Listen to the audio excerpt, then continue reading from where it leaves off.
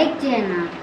స్ట్రైకా? ఇప్పుడు నువ్వు స్ట్రైక్ గీక అంటావు, తర్వాత మీ నాన్న మళ్ళీ వస్తాడు, మళ్ళీ చేపిస్తాడు. 2 సార్లు చేస్తాను, డబ్బులు ఇవ్వడు మీ నాన్న మళ్ళీ. ఏం కాదన్నా. ఏం కాదు, నీకేం కాదు, నాకు పడుతుంది బొక్క.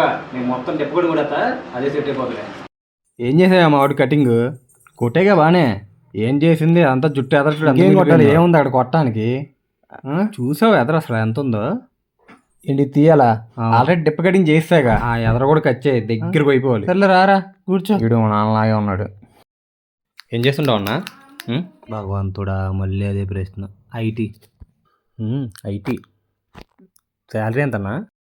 సంవత్సరానికి 10 లక్షలు. పర్లేదన్నా. పెళ్ళయిందా? కాలేదా?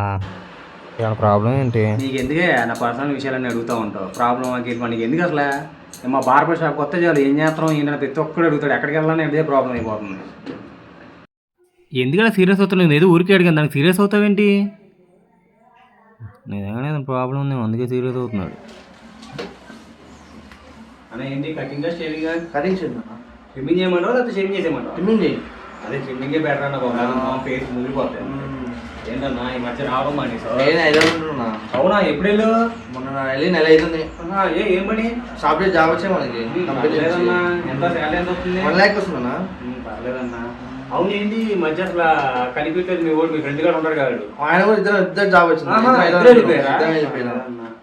ఏంటి మరి వినాయక చవితి అవుతుంది, ఏంటి చేయాలి, చేద్దాం, మంచిగా ఎంజాయ్ చేయాలి. ఇదే ఉంది ఎంత చందా ఇస్తా, కన్ఫర్మ్ ఇస్తా. ఇంకా జాబ్ వచ్చింది కదా, కన్ఫర్మ్ ఇస్తా.